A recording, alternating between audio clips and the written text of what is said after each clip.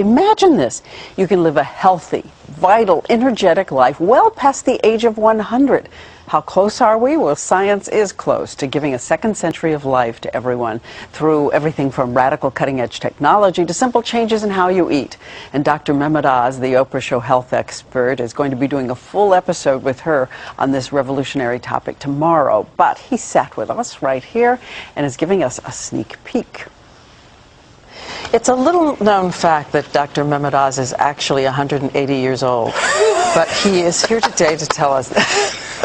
Hello. How are you? Okay, let's get started. Are you saying we're actually looking at the possibility that 99 is the new 50? It is true, and in fact, what we're really talking about is this whole concept of extreme longevity. Okay, what do we know for sure today that we can do? Well, first of all, we know there's a chemical called sirtuin that tells the body to live longer. So what's the best mechanism? It turns out that if you take rodents and you cut down their caloric intake, it's called calorie restriction, by a third, they'll live a third longer. Imagine that. And humans who are doing calorie restriction, when they're studied, show a rejuvenation of their arteries, of their hearts. They actually begin to behave like they're younger than they really are. Okay, talk to us calories then. What does that mean to cut for a human? How many calories can you have a day and how many should you cut back? Well, most of us can't cut a third of our calories. That's impossible. But the good news is that you can cut 15% of your calories out and you can still get most of the benefits. So I did a little experiment with you, Diane. Yes. Right? As beautiful and as suave and youthful as you are, I figured you're doing something right. So I thought you're probably taking in about 2,000 calories a day. So if I cut 15% of that out, and if you look at the table next to you, this is an example of what calorie restriction would look like for you. So we have without that, without the soda and the donuts. And I point that out because if I add the soda and the donuts, that total table is now 2,000 calories. But just cutting out those two items, which are nutrient empty, calorically rich, will get you to the 1,700 calories. So you've got salmon there, you've got fresh vegetables, you haven't got a potato, but there's no cream on it. There's a dessert, a low-fat dessert. Low-fat yogurt, the frozen yogurt. By cutting 15% a day down to 1,700 a day, I could live, we think, an extra 30 years or so. But that same chemical sirtuin can be turned on with other mechanisms. And one of them is one you're going to want to hear about. A lot of folks know that red wine has been purported to be good for you. Well, it turns out that red wine is red because of a chemical in it called resveratrol. And so one of the ways that we think red wines benefit health is by turning on that same anti-aging chemical. Oh, really? But how much? Because we keep hearing the conflicting studies that if you drink more than 7, 8, 9, 10 glasses of wine a week, you're at increased risk for some cancers, women especially. Well, for women, I would not drink more than a glass of wine or any alcohol a day.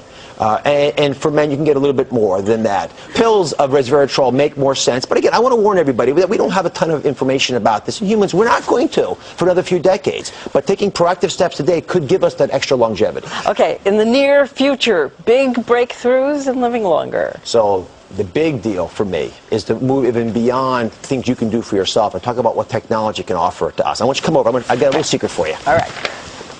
So on this table, we did a little science experiment. And we're talking here about tissue regeneration. So imagine that you're a classic car, right? And a part of you breaks. You don't want to discard the car. What you really want to do is fix the broken parts. So what does that look like to you? It looks like an ear. It looks like a styrofoam ear. You can hold it. It won't bite you. Does it feel sort of solid? Yeah, very solid. Right. So this is actually a mold for a human ear. So if you're a GI injured in war, you had frostbite and lost your nose, we could actually re-engineer cells. So we take your blood, add it to the mold, and your cells will begin to repopulate this and make you a new ear. This is being done now. Being done today. It's actually been implanting for bladders. There's lots of different organs we can begin to replace. But this is the first generation. What I'm about to show you now will really blow your mind. And this is the example. If you hold this, this is a scaffold of an artery made from pig tissue. Right? Now, if I take that, you can see through, you can use it as a straw. So if I take that and I add a little bit of your cells to it, your blood, and then I put it into a pump so it actually is feeling the pressure that an artery would feel, I can make you a new artery. You see pulse in there? No kidding. And look at this. This is the same technique done with a valve. And if you look from up top here, take a look from up top, you can see the valve open and close. Oh, yes. So take this one generation further. I can now begin to take an organ, take the cells of the animal out of it, put your cells into it, and I can grow you a heart. It's been done. I can grow you a liver, a pancreas, a spleen, a lung, anything. And this technology for recreating organs for us is going to give us that booster rocket into the second century of life. So if calorie restriction and new insights about how chemicals like resveratrol could turn on systems for anti-aging in your body fail, and something breaks, you can replace it. Replacement parts when your warranty is getting a little old. And how soon, realistically, before you think a pancreas or something complicated like a liver could be ready for replacement, your own cells? Single-digit years. And that's the big breakthrough. It is increasing so rapidly. When I went down to the Wake Forest Regeneration Lab, which is where all this material came from, it absolutely blew my mind. And the other person's mind that blew actually is Oprah's. Yeah, that's a pig heart that with all the cells taken out of it. Exactly. Yes. So you would take that pig heart and inject some of your own cells. Take my blood, spin it down, put the cells into this, baste it in that chamber that we showed in the video, and it will slowly grow your own organ back. That is incredible. Don't y'all think that's incredible?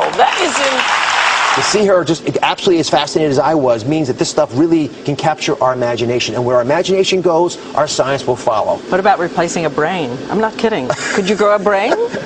You know, go with that beautiful new body? You could probably grow parts of the brain. So, for example, we could cure Parkinson's or memory loss or spinal columns. But, you know, Diane, you are who you are. And I don't know if you want to have a new infrastructure for that. You probably want the software that you've accumulated. All right. Well, you're going to do more with Oprah tomorrow. We've got lots of cool stuff. We're going to do hyperbaric oxygen, infrared sauna baths, lots of cool things about extreme longevity. It is here. It is now.